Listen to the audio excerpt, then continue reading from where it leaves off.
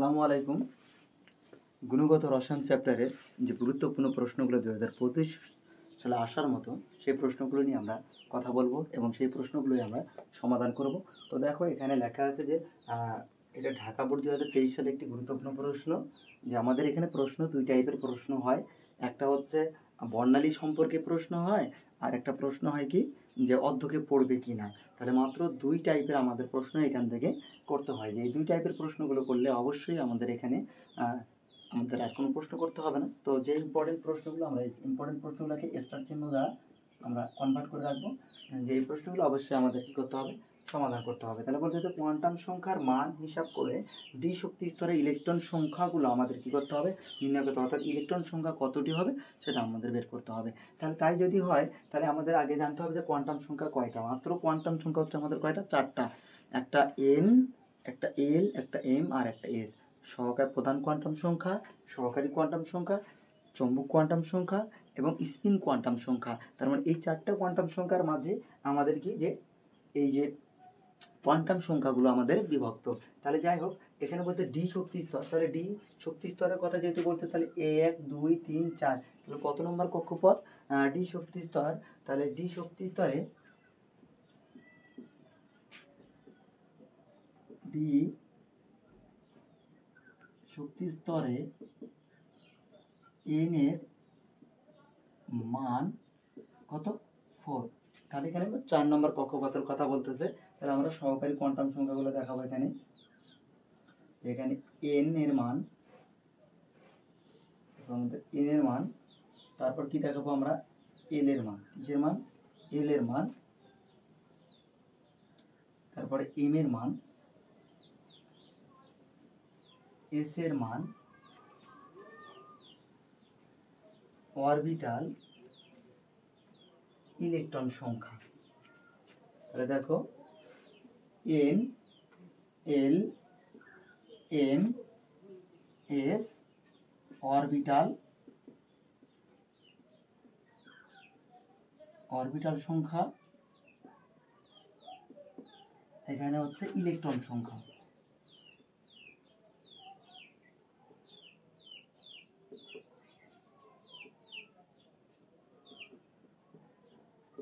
Electron সংখ্যা।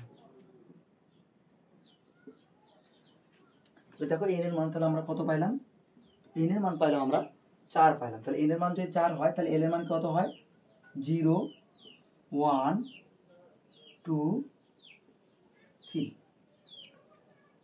তাহলে এগুলো হচ্ছে আমাদের কি, তাহলে এখানে যদি এল এর মান 0 হয় তাহলে এম এর মানও কি হয়, 0 হয়ে যায়। তাহলে স্পিন কোয়ান্টাম সংখ্যাটা কত হয়, স্পিন কোয়ান্টাম সংখ্যা হয় প্লাস মাইনাস হাফ।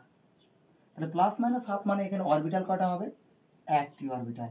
তাহলে এই অরবিটালের সাথে 2 গুণ করলে আমরা কি পাবো, ইলেকট্রন সংখ্যা পাবো। তাহলে এখানে কত হচ্ছে, 2। তারপরে দেখো যে যখন এল এর মান 1 তখন এম এর মান হচ্ছে -1 0 প্লাস 1।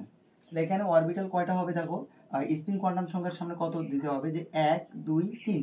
তাহলে আমাদের কত, 3 দুগুণে 6টা। এইরকম যে স্পিন কোয়ান্টাম সংখ্যাগুলো আছে এরকম করে ঘড়ির কাঁটার দিকে এবং ঘড়ির কাঁটার বিপরীত দিকে, তাহলে একটার জন্য কয়টা করে হয়, ঘড়ির কাঁটা 2টা করে হয়। তাহলে এখানে আমাদের কত দিতে হবে, 3 দিতে হবে। 3 প্লাস মাইনাস হাফ। তাহলে এখানে আমাদের ম্যাগনেটিক কোয়ান্টাম সংখ্যা যত হয় ততটি অরবিটাল হয়। 1 2 3টা আছে, তাহলে এখানে অরবিটাল হবে আমাদের কত, 3। তাহলে এর সাথে আমরা কত গুণ করে দেব, 2। তাহলে কত হবে, 6। তারপর তো এন এর মান যদি 2 হয়, এল এর মান যদি 2 হয় তাহলে -2 -1 0 +1 +2। সেক্ষেত্রে হবে 1 2 3 4 5। তাহলে এখানে হবে কত আমাদের, 5 প্লাস মাইনাস হাফ। তাহলে এখানে আমরা কত দিব, অরবিটাল এখানে কয়টা, এখানে 5 আছে, তাহলে এখানে অরবিটাল হবে কয়টা, 5টা হবে। এবং ইলেকট্রন কত হবে, 5 দুগুণী 10। তারপরে দেখো এন এর মান যখন 3, কত, এন এর মান যখন 3 তাহলে -3 -2 0 -1 0 +1 +2 +3। তাহলে এখানে দেখো কয়টা আছে, 7টা। তাহলে আমাদের সামনে দিতে হবে কি 7 প্লাস মাইনাস হাফ। তাহলে এখানে 7 আছে, তাহলে অরবিটাল কয়টা হবে, 7টা হবে আমাদের অরবিটাল। এর সাথে আমরা কত গুণ করে দেব, 2 গুণ করে দেবো। তাহলে 7 দুগুণী 14। তাহলে এখন দেখো আমাদের যে মোট অরবিটাল কটা হচ্ছে,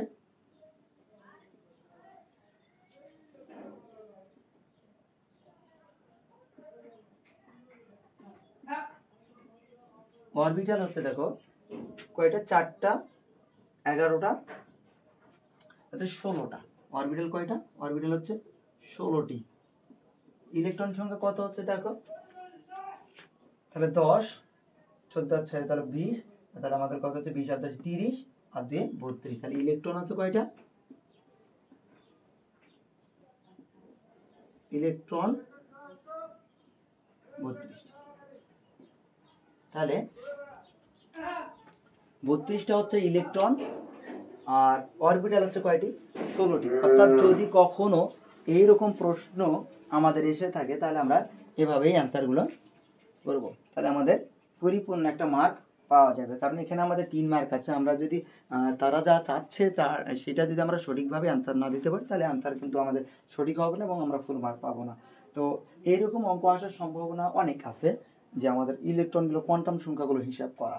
তো এইটা ছিল গ নম্বর।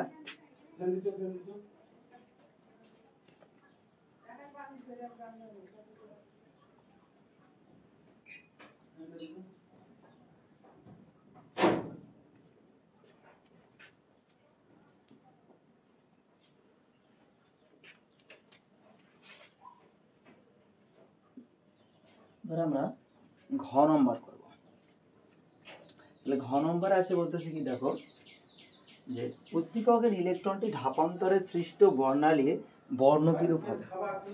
তাহলে এই যে ধাপান্তর মানে এক স্তর থেকে আর এক স্তরে যে আসবে, সেই এক স্তর থেকে অন্য স্তরে আসলে কিরকম বর্ণালী সৃষ্টি হবে, দৃশ্যমান হবে কিনা। তাহলে এরকম একটা প্রশ্ন আছে, সৃষ্ট বর্ণালীর বর্ণ কি, মানে বর্ণ তোমাকে চিনে দিতে হবে। তাহলে 380 থেকে 780 রেঞ্জের মধ্যে, 380 থেকে 780 ন্যানোমিটার এই রেঞ্জের মধ্যে যে কোনো আলো কিন্তু আমরা কি করতে পারি, চোখে দৃশ্যমান হয়, তার মানে চোখ দিয়ে আমরা দেখতে পাই। তাহলে আমাদের যে যে বর্ণগুলো আমরা দেখতে পাই কি, সেগুলো বেনি আসহ কলা, অর্থাৎ বেগুনি, নীল, সবুজ, আসমানি, হলুদ, লাল, এই রেখাগুলো আমরা, এই বর্ণগুলো আমরা দেখতে পাই। তো যাই হোক, আমরা এখন সমাধান করে দেখি যে এই রেঞ্জের মধ্যে আছে কিনা, তার বর্ণ কখনো বলবে যে দৃশ্যমান হবে কিনা। তো তোমাকে বুঝতে হবে যে 380 থেকে 780 এই রেঞ্জের মধ্যে আছে কিনা। যদি 380 থেকে 780 এই রেঞ্জের মধ্যে তরঙ্গ দৈর্ঘ্যটা হয়, তাহলে অবশ্যই আমাদের কি হবে, আমরা দৃশ্যমান করব। তাহলে দেখো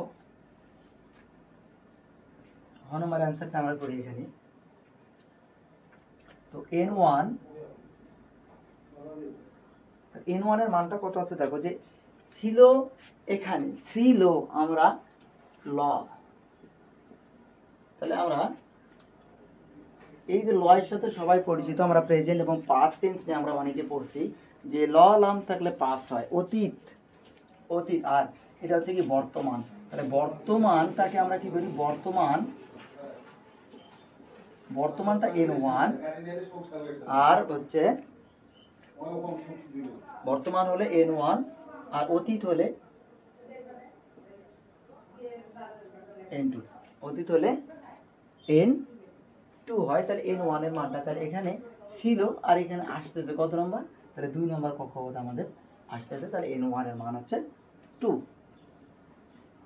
তারপরে দেখো কোথা থেকে আসতেছিল, এই যে শেষ কক্ষপথ থেকে, কত নম্বর, এই যে a b c d e, তাহলে আমাদের এই নম্বর কক্ষপথ আসতেছে কত থেকে আসতেছে, এই 2 নম্বর কক্ষপথ আসতেছে 5 নম্বর কক্ষপথ থেকে। তাহলে n2 মান হচ্ছে 5। তাহলে এখানে আমাদের রিডবার্গের একটা ধ্রুবক আছে, রিডবার্গের ধ্রুবক কত, 1.0967 গুণন 10⁻7 মিটার ইনভার্স। তাহলে আমাদের কি, এটা হচ্ছে তরঙ্গ দৈর্ঘ্য। এর উপর আমরা কি করি, যে বর্ণটা দেখা যাবে কিনা সেটা আমরা দেখি।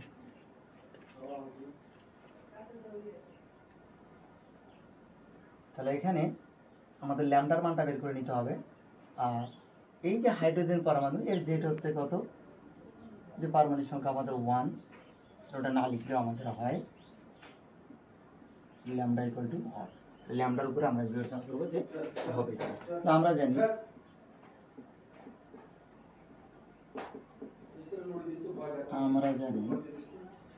One by lambda equal to R is Z square. তো আমাদের জেড এর মান সবসময় হাইড্রোজেন বর্ণালী নিয়েই কাজ হয় যেহেতু, তাহলে আমরা জেড ওয়ানটা না বসালেও হয়ে যায়। তাহলে 1 by n1 square minus 1 by n2। তাহলে 1 আমরা বসাইলাম না, তাহলে আর এইচ আমাদের থাকে এরকমই থাক। আর এইচ 1, n1 এর মান কত আমাদের 2, তাহলে 2 এর উপর স্কয়ার মাইনাস 1 বাই n2 এর মান কত 5, তারপরে স্কয়ার। আর এইচ এখানে এরকমই থাক। আমরা সবার শেষে যে এটাকে ক্যালকুলেশন করে ফেলবো, কারণ এটা একটা বড় সংখ্যা, যদি আমরা লিখি তো একটা জায়গার ব্যাপারে ভুলও হতে পারে। 1/4 মাইনাস 1/25।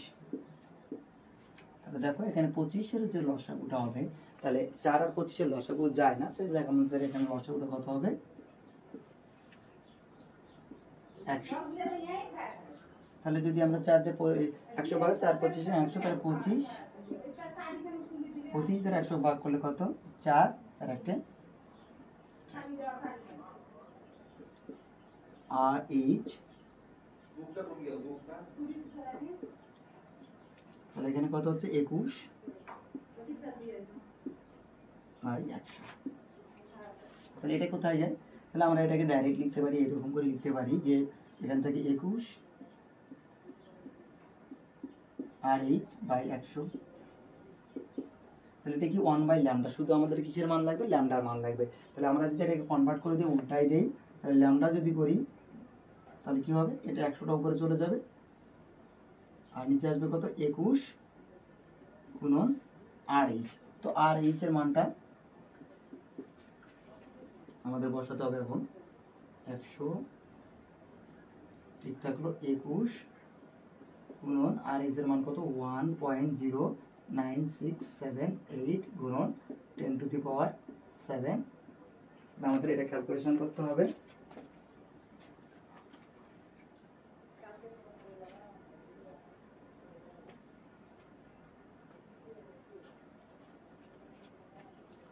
তাহলে দেখো আমরা ক্যালকুলেশন করি, তো 100 ভাগ 1.09678 গুণন শীট। তাহলে দেখো এটা যদি আমরা ক্যালকুলেশন করি তাহলে মান আসবে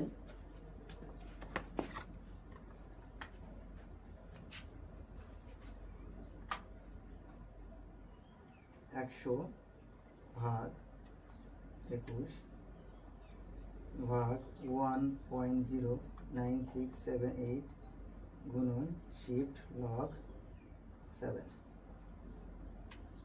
4.34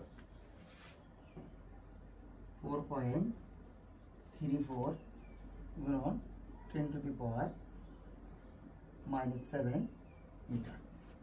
তো আমাদের মানটা আছে কিছু ন্যানোমিটারে আছে, তাহলে আমাদের এই মানটা করতে হবে ন্যানোমিটারে নিয়ে যেতে হবে। তাহলে দেখো 1 ন্যানোমিটার সমান সমান 10 to the power -9 metre. 1 nanometre সমান সমান 10 টু দি পাওয়ার -9 মিটার। তাহলে যদি এটা যদি হয় 1 ন্যানোমিটারকে মিটার করতে গেলে 10 টু দি পাওয়ার 9, অতএব তাহলে আমাদের এর কত মিটার আছে, তাহলে এটাকে কনভার্ট করে নিতে হলে তাহলে আমাদের এরকম হয় 10 টু দি পাওয়ার -9 1 ন্যানোমিটার। একই কত 1/10 টু দি পাওয়ার -9 ন্যানোমিটার। তাহলে আমরা যদি এটাকে 10 টু দি পাওয়ার -9 মিটার দ্বারা ভাগ করে দিই, তাহলে কি হবে ন্যানোমিটারে পরিবর্তন হবে। 10 টু দি পাওয়ার -9 দ্বারা যদি ভাগ করি, ভাগ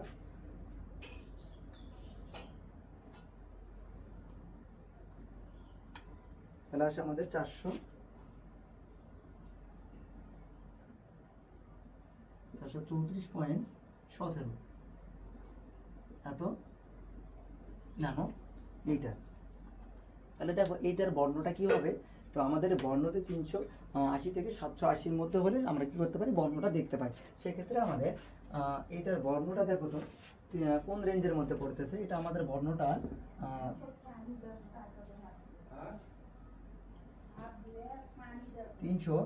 424 থেকে 450 ন্যানোমিটারের মধ্যে এটা পড়ে যাবে। 450 থেকে 424 থেকে 450 এটাকে বলা হয় নীলবর্ণ।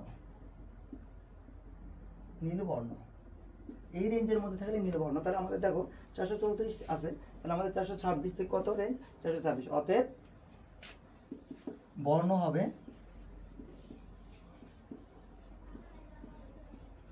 হবে নীল। তো এটি ছিল আমাদের কি ঢাকা বোর্ড 2023 সালে একটি গুরুত্বপূর্ণ প্রশ্ন। তোমরা এইভাবে সমাধান করবে। আমি এখানে জেটের মানটা কিন্তু বসাইনি, কারণ জেটের মান 1-1-এর উপরে স্কোর করলে 1-ই হয়, তো ওটা না বসালেও হয়ে যায়। আর তোমরা চাইলে এখানে বসাই দিতে পারো জেটের মানটা।